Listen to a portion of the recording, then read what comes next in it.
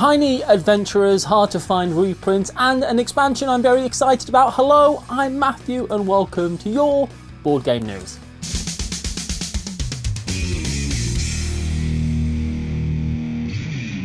A long time ago we covered Gloomholding, a solo micro version of Gloomhaven that you can play in the palm of your hand.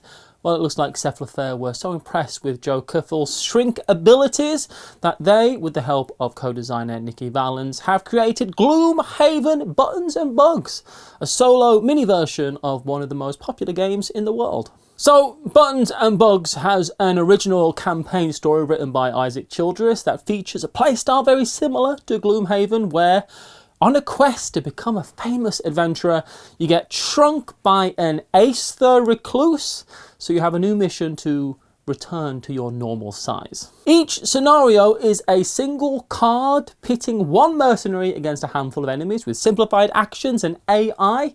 Each mercenary has a hand of just 4 double-sided cards, but they can be used twice, both the front and the back, before they are discarded. And attacks are resolved using a die in conjunction with a modifier table. And both the table and the mercenary ability cards can be improved as you level up throughout the campaign. We played this as an exclusive over on our Twitch channel, and it was a sponsored segment, but I really liked it. I'm probably never going to be the kind of person who's going to go and play all of Gloomhaven, but I could see myself getting this one. It was an add-on to the big grand festival campaign that they ran on Backer Kit, but Buttons and Bugs will also be coming to retail soon. And even more adventures are ahead in a game that helped make this episode possible. Everdell Farshore from Starling Games. A new section of the land of Everdell comes to life in the rugged northern seaside land of Everdell Farshore. Here, stalwart sailors search for bountiful islands and valuable treasures as hard-working folk gather resources and build the cities in unison with the ever-changing waves on the mighty ocean. The standalone game is set in the country of Farshore within the Everdell universe, where each season you lead a crew of critter workers to build up a prosperous city to explore the enchanting ocean beyond. Plan your actions carefully in order to build and to sail, because your victory will require adapting to the salty winds of change. Follow the link in this video's description to pre-order Everdell Farshore now and be among the first to get it when it makes landfall in August. Another new expansion, I feel like we just spoke about this, but another new expansion has been announced for the 1 to 5 player Terraforming Mars. A few weeks ago, we were talking about Prelude 2, the 6th expansion, which contained a second round of Prelude cards to speed up the beginning of the game. And now we have Automma, which is to be part of an upcoming Kickstarter. Automma, or Marsbot, apparently they are still debating the name. I'd have gone with Solo Zone Layer. It's focused on making a richer and more interesting solo experience, which they want to be a welcome boost to the large community that enjoys playing Terraforming Mars solo. This time, instead of racing against the clock, the Automma allows you to compete against corporations run by algorithms and special cards that make it possible for you to add any of your favourite expansions to create the challenge you're looking for. It's not yet known what else will be in this upcoming Kickstarter, but I'm guessing there's still a lot more to come in this line. BYR Games had a bit of a surprise hit a couple of years ago with the Belgian beer race, where 2 to 4 players race through Belgium and its breweries, where you were tasked to visit as many breweries as you can, buy the beers and drink with moderation throughout a 3-day competition. With no drink driving, you had to travel by bike, public transport or hitchhike while avoiding hangovers. Now we are being treated to another round with the Belgian Beer Race Dice, a roll and write version of its big brother. This one plays 1 to 4 drinkers and is a lighter and faster game as you visit Belgian breweries, drink and buy beers, and try to be the first to achieve 3 goals using dice rolling to move from one brewery to another. Cosmos are releasing the English version of the 1 to 4 player The Lord of the Rings Adventure to Mount Doom from the extremely acclaimed designer of Pillars of the Earth, Michael Reinecke. In this cooperative adventure, players are following the story of Frodo's perilous journey to destroy the One Ring in the fires of Mount Doom, accompanied by his familiar fellowship, who are charged with protecting him from the dangers he will face along the way. The players control the fortunes of this company together by moving the individual figures across the game board on a journey through well-known locations, or while the Nazgul hunt you down. I'm sorry. I'm sorry. The movement of the characters is controlled by a special dice mechanism, with coloured dice determining which figure can be moved, and while the dice value determines the number of spaces a figure can travel, choosing the dice before and after the roll, players are faced with decisions that have significant repercussions as the game continues. And this one will be out soon. Avalon Hill have announced the 2 to 5 player Risk Strike, which is described as a fast and fierce game of world domination. The gameplay is meant to be simple while remaining highly strategic, as you declare which continent you want to attack, deploy your troops, and roll your dice to start battling, while adding in tactic cards to do things like sabotage, bombard, or spy on your opponents to change the game in your favour. Defeating your opponents in battle earns you domination coins, and the player who first earns 2 domination coins wins. And I'm really interested in this one because I like the idea of a game feeling like Risk, but in 20 minutes, where you can still betray your friends.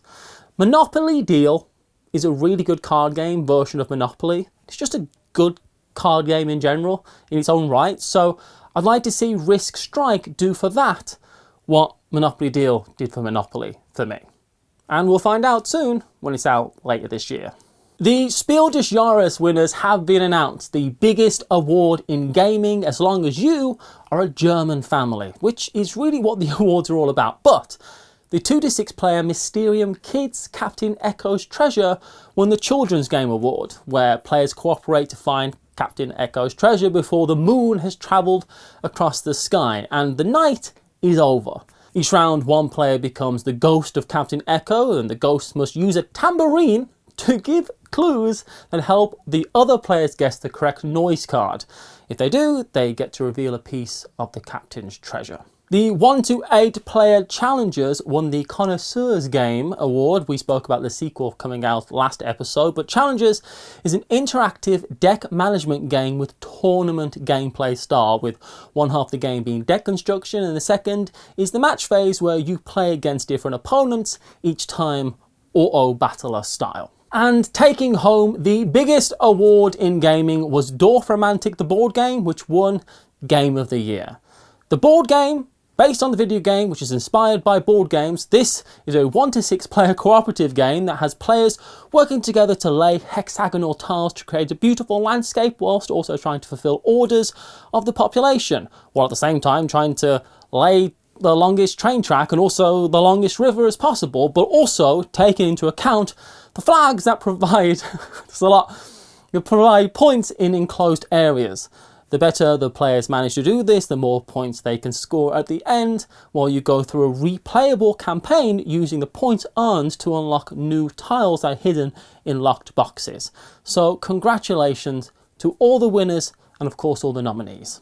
But talking about Dorfromantik, Tucana, the makers of the original video game Dorfromantik, have now announced a sequel called Dorfromantik The Duel that's coming out from Pegasus Spiel as a standalone board game where 2 teams hunt for the highest score, and this is releasing in Q4. 2 quicker stories now, starting with how Sashi and Sashi games have always been a little hard to get your hands on outside of Japan. So I was really pleased to see that Helvetique are releasing Heeg.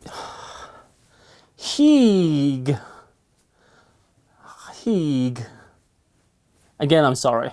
It's a new version of Before the Guests Arrive. There are no details about changes to the game, other than there's of course now a bear on the front of the box, but it's the original game where 2 to 4 players are about to have a party, but before the guests arrive, you need to clean up the house. This is a charming card drafting and set collection game where you take rows and columns of cards from the display, hoping to get character cards and household items of the same colour to tidy them up on a later turn, scoring them for points. I've been really impressed with Helvetique games in the past, as well as Sachi and Sachi, so I'm really happy to see this one get a wider release soon. and Sea, Salt and Paper, which is, in my very biased opinion, one of the best games that's come out in the last couple years. It's getting an expansion called Extra Salt. The original game has 2 to 4 players assembling a hand of cards, some with set collection and others that have special powers when played in pairs. The aim is to have the best score in your hand when you decide to declare the end of the round. But you can push your luck and bet that not only do you have the best score, but you still have more points than everyone else, even if they all get another turn.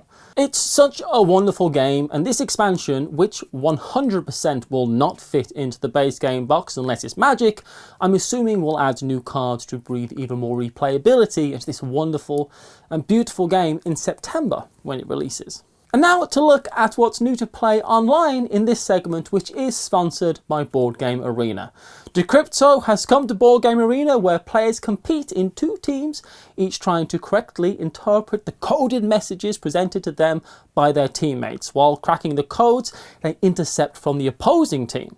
It's a game of cryptic clues, and whichever team guesses more words correctly wins. And additionally, the devious dice rolling game Gang of Dice and a cooperative version of Timeline Twists. They're all available now, all on BoardGameArena.com. Many of you will know that I'm now talking about my favourite thing in board games, and that is of course Reiner Knizia, because Sunrise Lane was announced by Horrible Guild, where 2 to 4 players take on the role of construction companies attempting to build up a residential neighbourhood. You'll need to pick up prestigious plots of land to build houses and town structures, accomplishing this by matching coloured building cards with the plots of land on your board, getting you points. Collecting cards of the same colour also allows players to build multi-storey buildings, and it looks beautiful. The front of the box is lovely. I'm always excited to hear about new Knizia titles. I'm positive there will be more from him this year as well, to be announced later. So I may have heard, I don't know, so more on that when we know. But for now, stick with us here on Watch It Played for On The Radar, where there's even more announcements being made. Just no one told Rodney what they are.